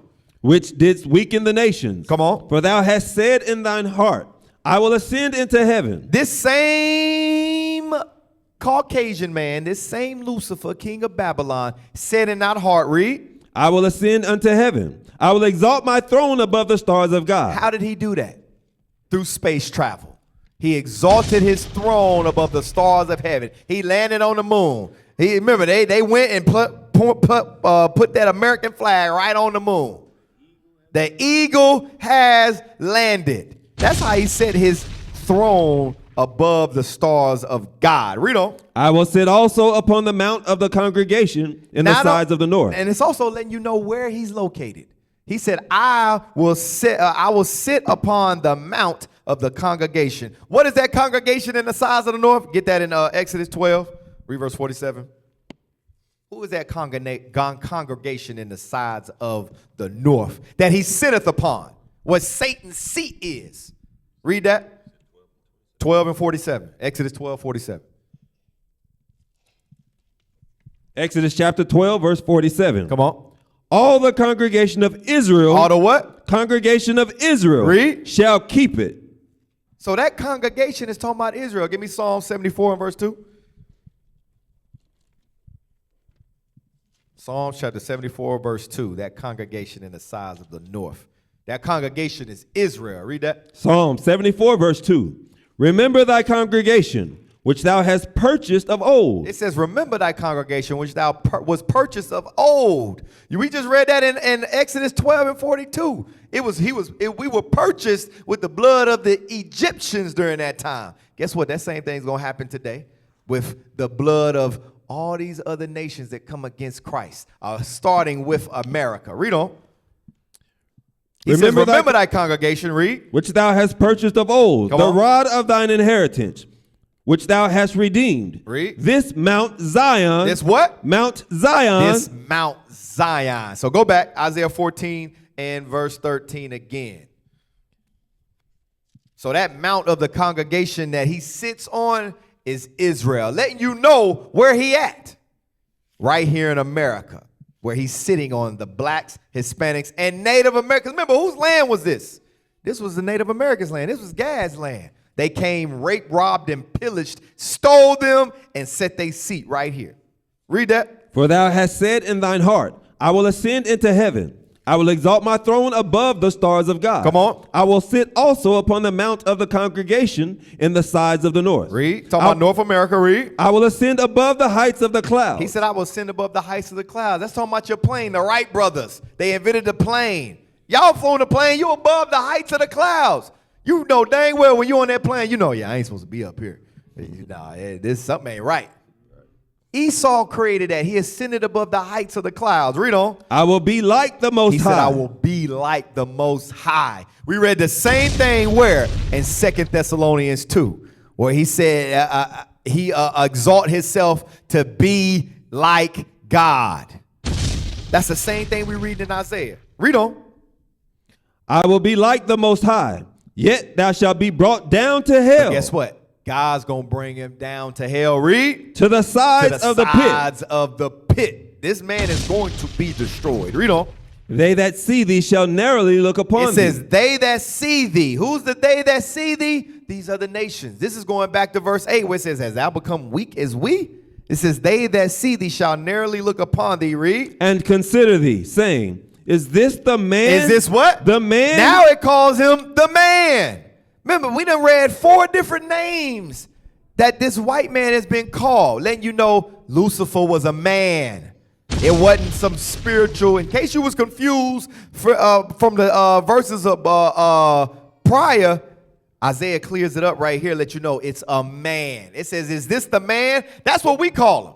We call him here in America. He's like, yeah, that's the man right there. The man. Who you got locked up? Yeah, the man. The man got me. We call him the man. Read. Is this the man that made the earth to tremble? It says, is this the man that made the earth to tremble? How did he make the earth tremble? With his bombs. He dropped the atom bomb in Japan. Hiroshima and Nagasaki. And he do it today. We just seen it. He said, they didn't say that last time I blew him up. It says he do it makes the earth to tremble. Read. That did shake kingdoms. That did shake kingdoms. He shake kingdoms with what? His war. Read. That made the world as a wilderness. And not only that, he's made the world a wilderness with what? With his war, with his army. Hey, pull up that article, the U.S. War Machine. Pull that up. This is how he made the world a wilderness. Read that. The U.S. war machine is destroying the planet. Next one. Read that top left. In their new documentary, Earth's Greatest Enemy. Earth's Greatest Enemy. Man, read. Abby Martin and Mike Prisner revealed that the climate and anti-war movements are really one and the same. He said climate and anti-war movements are really one and the same because war is destroying the world. Read. Because the U.S. military. The what? The U.S. military is the worst polluter of all. That's how he made the earth a wilderness. He shook kingdoms. He drops bombs. War. Think about it. Look at it. Look at Gaza. Look at different places, even throughout Africa. It happened in Nigeria. Wherever this Esau comes and brings his military, it's desolation. It's a wilderness. You gonna say something? That goes in. He destroy the world through bombs when he drop them, and then the after effect of those bombs destroys the land behind it, leaving pollution where crops can't grow, which brings famine, which brings death. They are destroyed on both ends, even at that very moment. And then the after effects of them being there is nothing but death that comes after of it. Facts. Read that verse again. Verse 17. That made the world as a wilderness and destroyed the cities thereof. Read. That opened not the house of his prisoners. And he ain't opened the house of his prisoners. We are still in captivity to this day. Wherever you at across the globe, you are under Caucasian authority. America rules the globe. He ain't let the prisoners go. Read on. All the kings of the nations, even all of them. Now it says all the kings of the nations, even all of them, read. Lie in glory, everyone in his own house. Lie in glory, everyone in his house. Watch this. Go back to verse 9. What is that talking about? All the kings of the nations, even all of them, lying glory, everyone in his own house. Go back to verse 9. Hell from beneath is moved for thee to meet thee at thy coming. That hell, which we're going to touch into, is that destruction. This place is going to be destroyed, but there's a particular way God has set it up for this place to be destroyed. Read. It stirreth up the dead for thee. It stirreth up the dead for thee. Read. Even all the chief ones of the earth. Even all the chief ones of the earth. Read. It hath raised up from their thrones all the kings of the nations. It says it have raised up from the throne all the kings of the nations. Don't get it twisted. The things that Trump is saying about Iran, the things he's doing with Greenland, like they ain't going to clap back. God, watch this. Go to Jeremiah 51. It says it stirreth up the dead for thee, even all the chief ones. It raiseth up from their thrones all the kings of the nations. Go to Isaiah 51. Isaiah 51, start at verse 7. Isaiah chapter 50. Jeremiah 51, I'm sorry. Jeremiah chapter 51 and verse 7. Verse 7.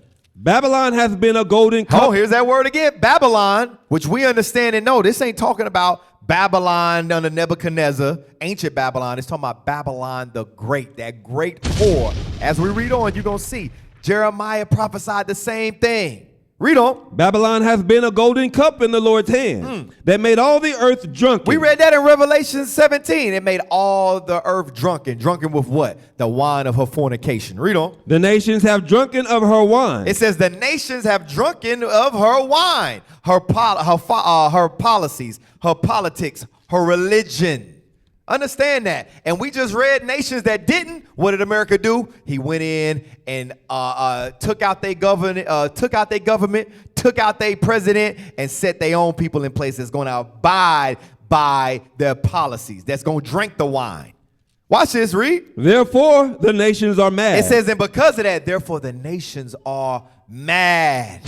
Understand that. That's why it says it stirreth up those nations, the dead ones, the chief ones of the earth, and all the kings. They are mad because of the policies and the things that America's pushing throughout the earth. Watch this, read on. Babylon is suddenly fallen. It says Babylon is what? Suddenly Babylon fallen. is suddenly fallen. Remember in Isaiah 14, it said, Lucifer, how hast thou fallen?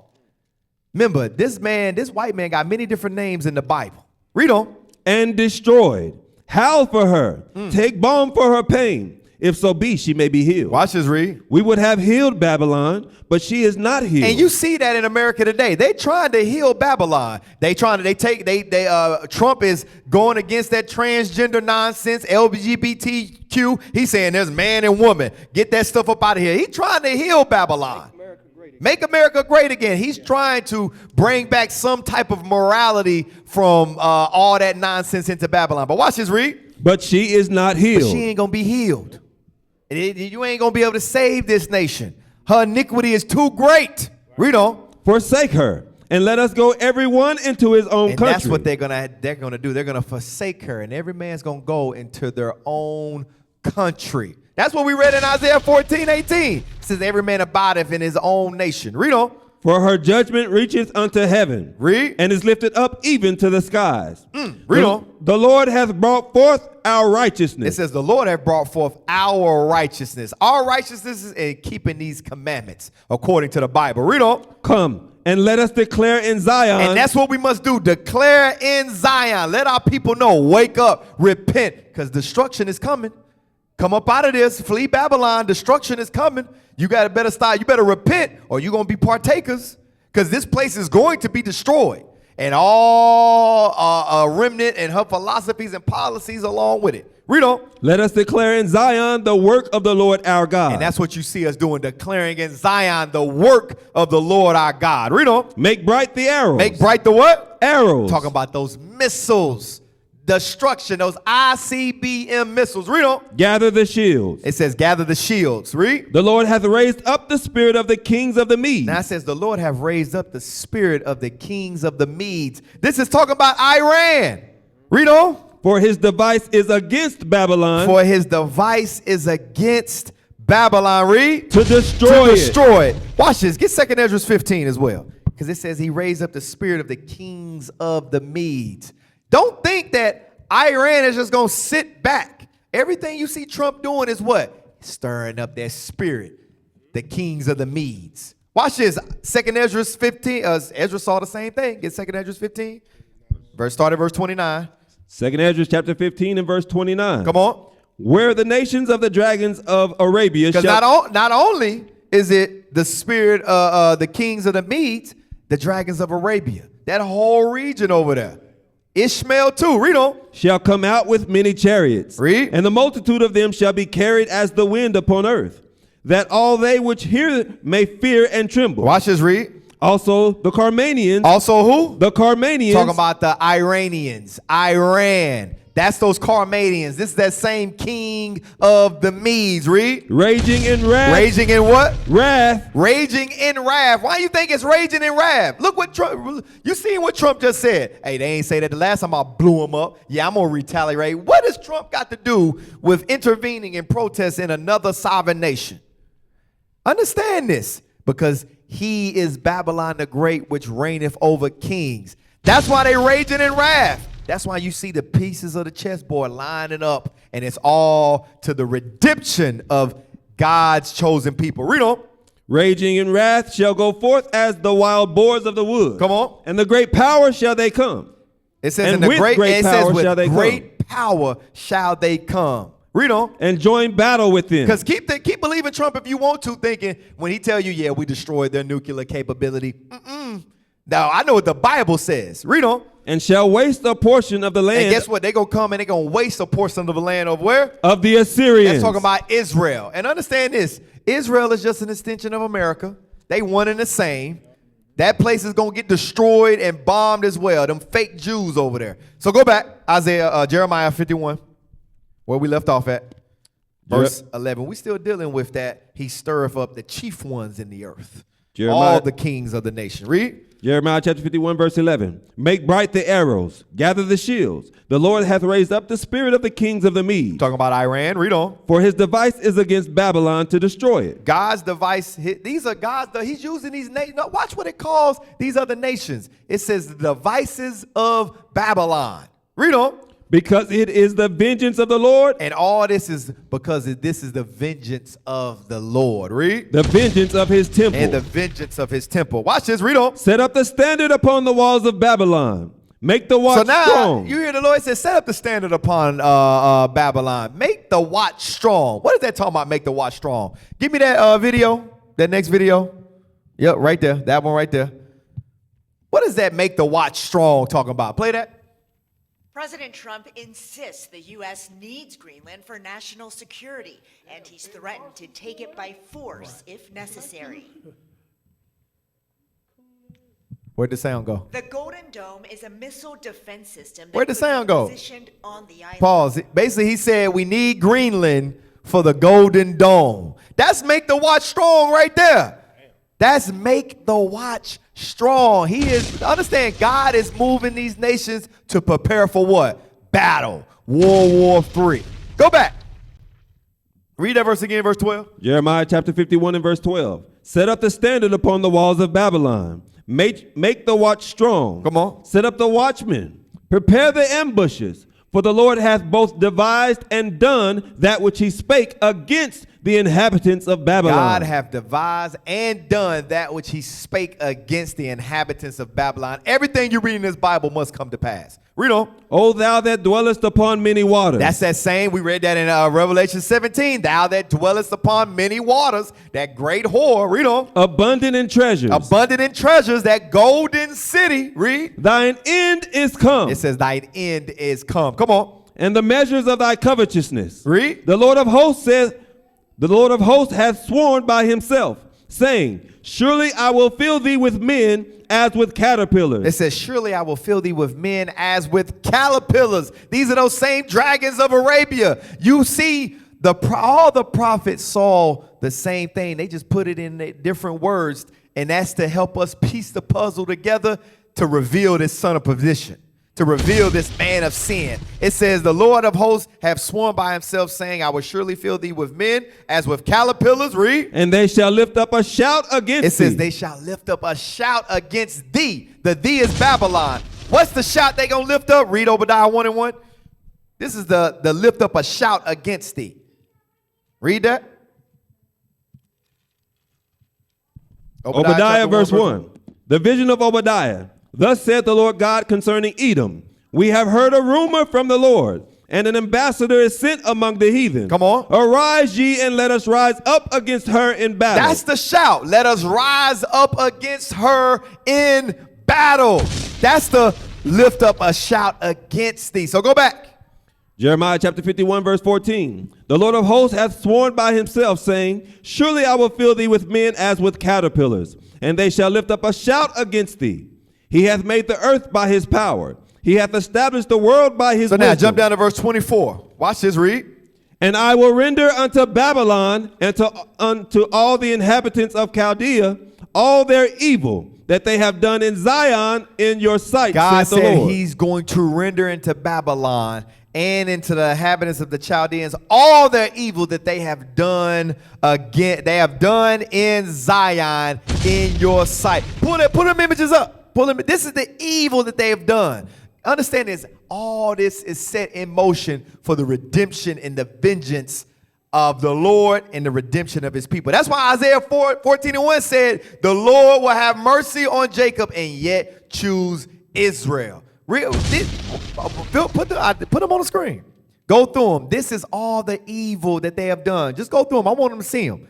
You see them. They hung us from trees. Keep going. Keep going. I want them to see the images. Just go through them. They hung us. These are all the evil that Babylon has done in our sights. Keep going. Keep going through them.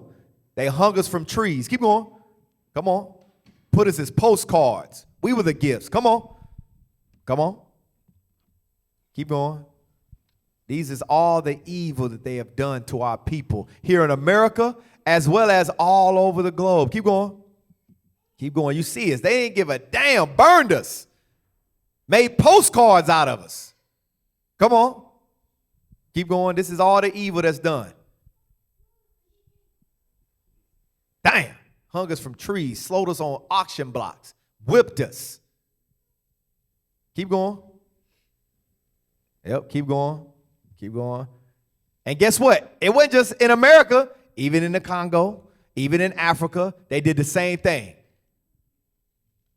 Made us slaves. Had us working their fields. Even Northern Kingdom burned us as the stake. This is all the evil that they have done in our sight to Zion. Keep going. And even to this day, this is today. That's in Liberia, even to this day, because a lot of times we think, oh, that was in the past. No, they still doing it even to this day. Hold on, blow that up. Read that. Blow it up. Read that. Picture of Naima Jamal, an Ethiopian woman currently being held in auction as a slave in Libya. This is all the evil they've done in Zion. Keep going. Keep going. They gun us down in the streets. So read that verse again.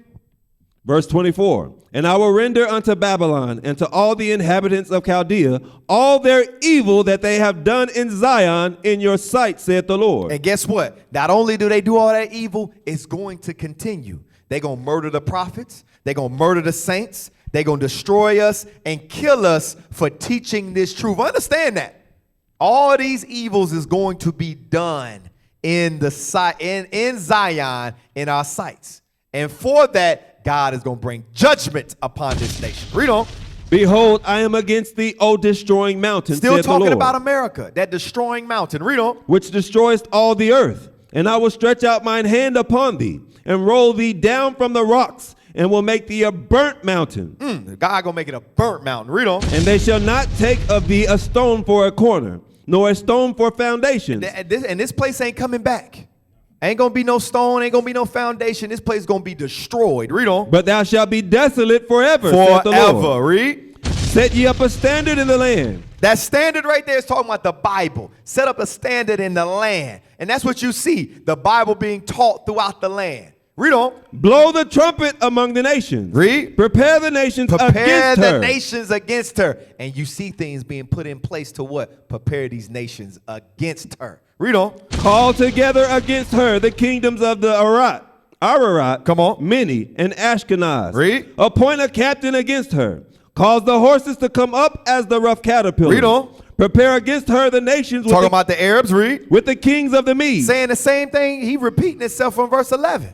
It says, prepare the nations and the kings of the Medes. Talking about Iran, read on. The captains thereof, and all the rulers thereof, and all the land of his dominion. Come on. And the land shall tremble and sorrow. It says, in the land, talking about the United States and Israel, shall tremble. Tremble how? With war, destruction. Read on. For every purpose of the Lord shall be performed against Babylon. Guess what? Every purpose of the Lord will be performed against Babylon. Also, watch this. Get Revelation 17. Go back there. Read verse 16. This purpose got to be performed too. Understand this. The things you see going on in the news and the things that you see going happening throughout the earth is all to our benefit, and it's to prepare and set these nations up to destroy Lucifer, the son of perdition. Read that. Revelation chapter 17, verse 16. And the 10 horns which thou sawest Because it ain't upon just the bread. Arabia and the Arabs.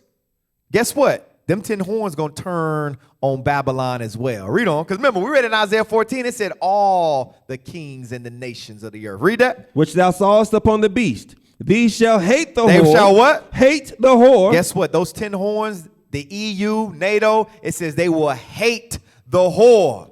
Think about it. You see it set up. He's talking about taking over Greenland, which is going to be what? The end of NATO. That's what they're calling for. Yeah, if he take it over, that's going to be the end of NATO.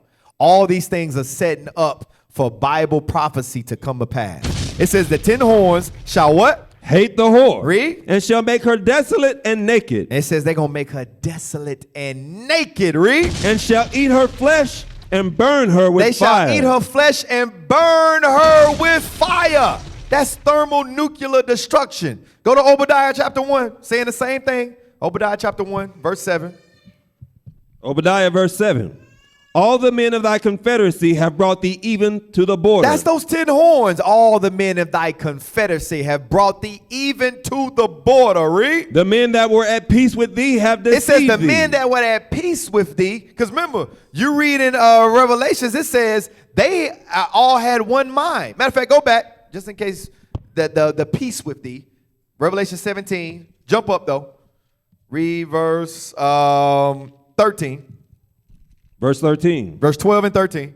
And the 10 horns which thou sawest are 10 kings, which have received no kingdom as yet, but received power as kings 1 hour with the beast. Come on. These have one mind. It said they have one mind. They were at peace. Read. And shall give their power and strength unto the beast. And they gave their power and strength unto the beast. That's your NATO, your European Union, their allies.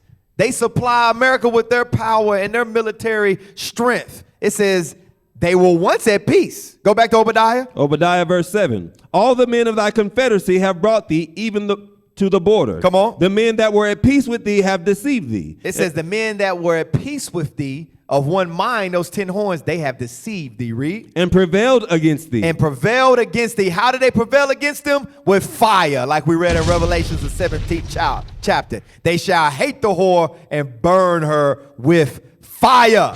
Understand this. So go back to Jeremiah 51. Read that last verse again. Jeremiah chapter 51 and verse 29. Verse 29. And the land shall tremble in sorrow, for every purpose of the Lord shall be performed against Babylon. All this has got to happen. Every purpose of the Lord shall be performed against Babylon. Read. To make the land of Babylon a desolation. And it's all to make the land of Babylon a desolation. Come on. Without an inhabitant. And without an inhabitant. So go back. Isaiah 14. Read verse 9 again. We went through all that to show you what verse 9 was talking about. Read that. Isaiah chapter 14 and verse 9. Hell from beneath is moved for thee to meet thee at thy coming. That's what we just read. Destruction, hell, coming from all these nations, from the 10 horns, from Iran, from the Arabs. Read on. It stirreth up the dead for thee, even all the chief ones of the earth. We read about those chief ones of the earth. Iran, the kings of the Medes, the Carmanians, the 10 horns, the dragons of Arabia. Read. It hath raised up from their thrones all the kings of the nations. It have raised up from their thrones all kings of the nations. So go back to 18. Verse 18. Read. Verse 18. Come on. My fault. Isaiah chapter 14 and verse 18. All the kings of the nations, even all of them, lie in glory, everyone in his house. All these nations. God is setting these nations up as he seems fit for his purpose to destroy Babylon. Read on. But thou art cast out of thy grave like an abominable And branch. this place is going to be cast out like an abominable branch. Read. And as the raiment of those that are slain, thrust through with a sword. Thrust through with the sword. Read. That go down to the stones of the pit. Come on. As a carcass trodden under feet. Come on. Thou shalt not be joined with them in burial, because thou hast destroyed thy land and slain thy people. Read. The seed of evildoers shall never It be says renowned. the seed of evildoers shall never be renowned. Understand that. This place ain't going to be renowned no more. Read on. Prepare slaughter for his children. It says prepare slaughter for his children. Read. For the iniquity of their fathers. Come on. That they do not rise. That they do not rise. This place ain't coming back. And guess what? Ain't no other nation ruling after either. Read on. Nor possess the land, nor fill the face of the world with cities. And he ain't going to fill the face of the world with cities no more. Read on. For I will rise up against them, saith the Lord of hosts, and cut off from Babylon the name, and remnant, and son, and nephew, He said he's saith going the to cut Lord. off from Babylon the name, the remnant, the son, nephew. Everybody got to die. Everybody got to get it.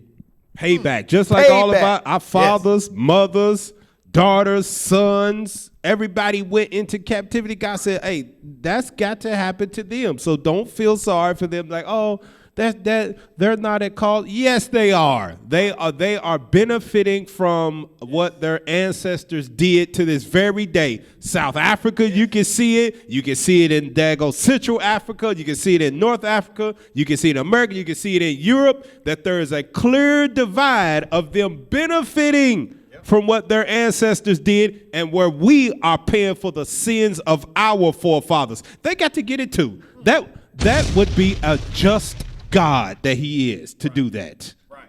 Read on. Verse 23. I will also make it a possession for the bitter. And that bitter ain't talking about liquor. That ain't talking what they say right now. Ain't what it's talking about. He gonna make him a possession for the bitter. Why? Because of destruction. It's gonna type of files is gonna be here. Remember, get that in Revelations real quick. We coming back. 18. Revelations 18. Revelations. Is that what I wanted? You over here calling out stuff. Revelations 19. Read verse 18. 17, 18. Revelation chapter 19 and verse 17. And I saw an angel standing in the sun, and he cried with a loud voice, saying to all the fowls that fly in the midst of heaven, come and gather yourselves together unto the supper of the great God, that ye may eat the flesh of kings, and the flesh of captains, and the flesh of mighty men, and the flesh of horses, and of them that sit on them, and the flesh of all men, both free and bond, both small and great. This place is going to be a desolation and a habitation. All type of fowls. Get Revelations 8:13. The bitter. Revelation chapter 8, verse 13. Some people might say it's talking about liquor. Y'all crazy. Read that. And I beheld and heard an angel flying through the midst of heaven, saying with a loud voice, Woe, woe, woe to the inhabitants of the earth, by reason of the other voices of the trumpet of the three angels. Verse 11, I'm sorry. I said 13, verse 11. Verse 11. Saying the same thing, whoa, destruction is coming to this place. Read. And the name of the star is called Wormwood. And the third part of the waters became wormwood, and many men died of the waters because they were made bitter. Died of the waters, they was made bitter. Why? Because of destruction. Bombs. Verse 2. And I saw the 7 angels which stood before God, and to them were given 7 trumpets. And another angel came and stood at the altar, having a golden censer, and there was given unto him much incense, that he should offer it with the prayers of all saints. So go back. Go back. You over confusing me. You can call it out stuff. Go back. Isaiah 14, verse 23 again. Isaiah chapter 14 and verse 23.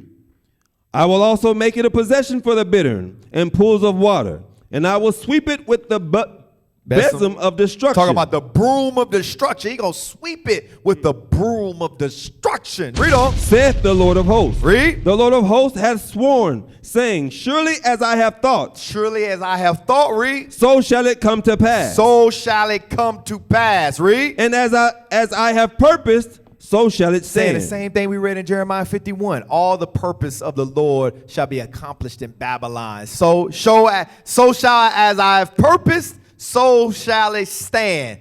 What purpose? Read verse 12 again. Verse 12 again. How art thou fallen from heaven, O Lucifer? That's what's got to happen. Lucifer, that son of perdition, must be revealed, and he will be destroyed according to the Bible. So we got to make sure. Almost done. Last couple scriptures. Get it, Revelations 18. So with all that, we must understand what? Read that, Revelations 18, verse 4. Revelation chapter 18 and verse 4. Come on. And I heard another voice from heaven saying, come out of her, my people. We must come out of her. How do we come out of her? Come out of her philosophies. Come out of her way of thinking. Come out of her religion, her politics. None of that stuff is beneficial for our people. We must come out of her. Babylon, read. That ye be not partakers of her sins. So that we ain't partakers of her sins. We ain't partakers of all the plagues that we just read about. Her being burned with fire and become a possession of the bitter, while all fowls will feast. Read on. And that ye receive not of her plagues. And that we receive not of her plagues. Go back to Jeremiah 51, 7 and 8. Or 5 and 6, I'm sorry. We must come out of her. Because we understand God's purpose is going to stand. He is going to cast Lucifer from heaven. That great whore, Babylon. Read. Jeremiah chapter 51 and verse 5. For Israel hath not been forsaken, nor Judah of his Saying God. the same thing as Isaiah 14 and 1. The Lord will have mercy upon Jacob and will yet choose Israel. Read. Of the Lord of hosts. Though their land was filled with sin. Though we was in the midst of sin. And you see it now, our land is filled with sin. God is still going to have mercy upon us as long as we repent. Read on. Against the Holy One of Israel. Flee out of the midst of Babylon. Saying the same thing as Revelations 14 and 4. Come out of her, my people. Flee from the midst of Babylon. Come on. And deliver every man his soul. We must deliver every man his soul. How do you deliver your soul? By repenting in the faith in Christ. Keep God's commandments in the faith in Christ. Read on. Be not cut off in her iniquity. Read. For this is the time of the Lord's vengeance. Because what you see is the time of the Lord's vengeance. We're in those last days. You see all the things lining up. The time of the Lord's vengeance. Read. He will render unto her a recompense. And he's going to render unto her a recompense. So all praises be to the Most High God. I pray y'all got some understanding out of today's class. Lucifer is the son of perdition. All praises. Across the earth, the prophets move. From city streets to distant lands, the message is the same. Israel must rise.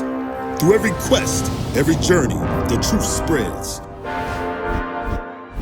No border can contain it. No distance can silence it. Our nation lives in every moment. In joy, we celebrate marriages. In sorrow, we honor our dead. On the Sabbath, we gather as one.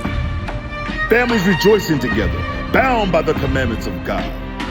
Yet are we tried. From the stones in Kenya to the hatred in Montana, we endure as a soldier of the Lord. And still, the mission expands.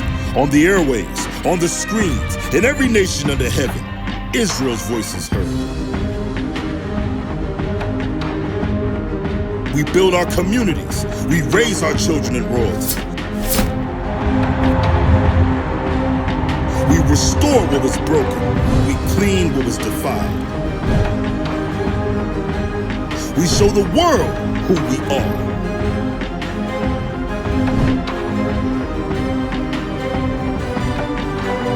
This is Israel united in Christ. Nation in motion. Nation endures.